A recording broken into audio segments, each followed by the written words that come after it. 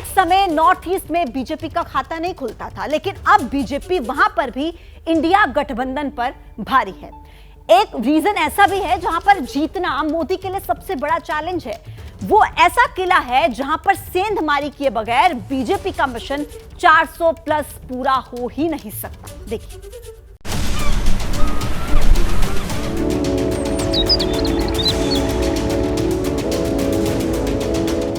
पूरब, पश्चिम, उत्तर और दक्षिण।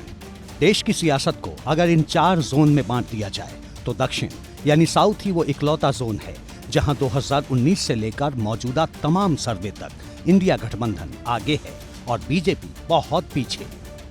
दक्षिण भारत में लोकसभा की कुल 132 सीटें हैं। इनमें 84 सीटें तो ऐसी हैं जहां कभी बीजेपी का कमल खिला ही नहीं। सीटों के लिहाज से दक्षिण के सबसे बड़े राज्य तमिलनाडु में पिछले 20 सालों में बीजेपी सिर्फ 1 सीट ही जीत पाई।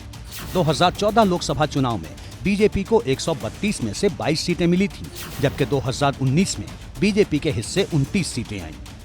एबीपी और सी वोटर के ओपिनियन पोल में भी विपक्षी इंडिया गठबंधन के खाते में साउथ इंडिया से 40% वोट आने का अनुमान जताया गया है। ये फैक्ट और ये सर्वे नरेंद्र मोदी को सबकी खबर है। नरेंद्र मोदी ने तो बहुत पहले ही मिशन साउथ शुरू कर दिया है।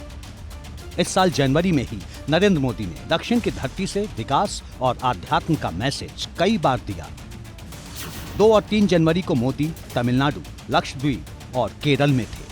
तमिलनाडु को 20,000 करोड़ रुपए तो लक्षद्वीप को 1,150 करोड़ रुपए के विकास प्रोजेक्ट की विराट सौगात दी। 16 और 17 जनवरी को पीएम आंध्र प्रदेश और केरल दौरे पर थे। उन्होंने कोच्चि में 4,000 करोड़ रुपए से ज्यादा की परियोजनाओं का उद्घाटन किया। 19 से 21 जनवरी के बीच मोदी ने महाराष्ट्र के अलावा कर्नाटक और तमिलनाडु का दौरा किया। कर्नाटक में 10,800 करोड़ रुपए की परियोजनाओं का शिलान्यास और उद्घाटन किया। रही बात 2024 के लोकसभा चुनाव में दक्षिण का किला भेदने की, तो मोदी को पता है कि टास्क कठिन है और इस चुनौती को भी मोदी सहर्ष स्वीकार करते हैं। मोदी ने उस जगह से दक्षिण विजय का बिगुल फूंका जहां बीजेपी सबसे ज्यादा कमजोर है। हमारा पहला संकल्प चाहिए, हमारा बूथ हम जीतेंगे। हम हमारे बूथ में पराजित नहीं होंगे।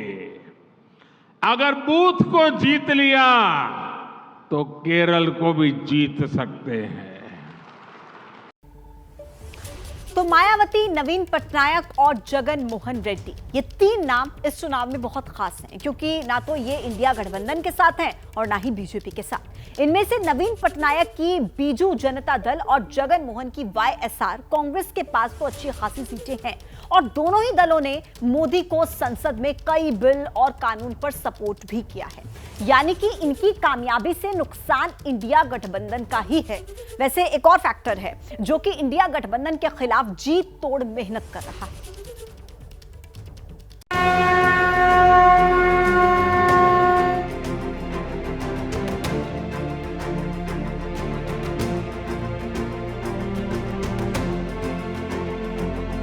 आज हमारे राम आ गए। 22 जनवरी, सत्ता और विपक्ष सबको पता है कि भारतीय जनमानस पर इस तारीख का क्या असर पड़ा था। देश के कई हिस्सों में दीपावली को फेल कर देने वाली आतिशबाजी हुई।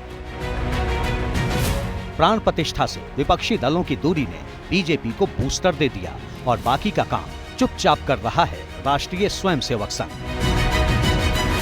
प्राण प्रतिष्ठा के कार्यक्रम से पहले और चुनाव से बहुत पहले संघ ने बीजेपी के पक्ष में माहौल बनाने की 2 शानदार रणनीति अपनाई। पहली थी अक्षत वितरण।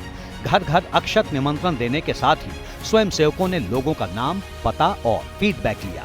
संघ ने 5 लाख गांव और 12 करोड़ परिवारों तक पहुंचने का लक्ष्य रखा था और इस काम में विश्व हिंदू परिषद के साथ बजरंग दल, संस्कार भारती, किसान भारती और विद्यार्थी परिषद जैसे संगठनों को भी जोड़ा। दूसरे बड़े काम पर भी संघ एक्टिव है। रामनवमी से पहले आरएसएस 50 लाख से ज्यादा लोगों को रामलला के दर्शन करवाने में जुटा है। गौर करने वाली बात यह है कि रामनवमी 17 अप्रैल को है। ये वही समय है जब देश में लोकसभा चुनाव का शोर चरम पर होगा।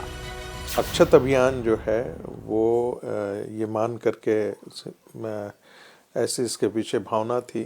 25 करोड़ हिंदू घरों तक पहुंचा जाए ताकि उस दिन जो है वो पूरे देश में वो उत्सव की तरह मनाया जाए।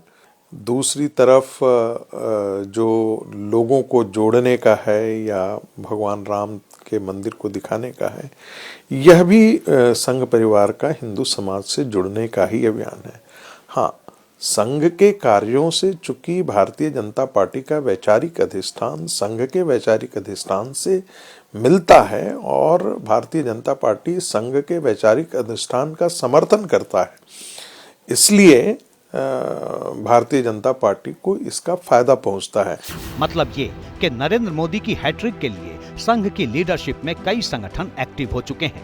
विपक्ष की सबसे बड़ी पार्टी को न्याय यात्रा से उम्मीद है और बीजेपी को संघ की साइलेंट यात्रा से। कहने का मतलब ये है कि अगर बीजेपी ने 400 प्लस का नारा दिया है तो ये चुनौती सिर्फ बीजेपी की नहीं है, संघ के लिए भी ये अग्नि परीक्षा है। भारतीय जनता पार्टी उस हिंदू समाज के वैचारिक अधिष्ठान को अन्य पार्टियों की तरह तिरस्कार न करके उसके साथ जुड़ती है और उसको मदद पहुंचाती है। तो इसलिए हिंदू समाज जो है उसको लगता है कि ये वो पार्टी है जो हमारे मन के अनुसार काम कर रही है, ये वो पार्टी है जो भारत की सभ्यता और संस्कृति को बचाने के लिए, संरक्षित करने के लिए और परिवर्धित करने के लिए काम करे, इसलिए इसके साथ खड़ा होना चाहिए। जैसे ही घड़ी का काटा दोपहर 2:30 पे आए, बबीता जी का दिल सास बहू साजिश के लिए मचल जाए। और ये है इनकी बहू, पूरे दिन ऑफिस की टेंशन हो जाए गॉन जब ये करें अपना फेवरेट शो फ्री टाइम पे ऑन। इनकी तरह आप भी देखिए अपना फेवरेट शो अपने टाइम पर और डाउनलोड कीजिए एबीपी लाइव ऐप अपने स्मार्ट टीवी पर।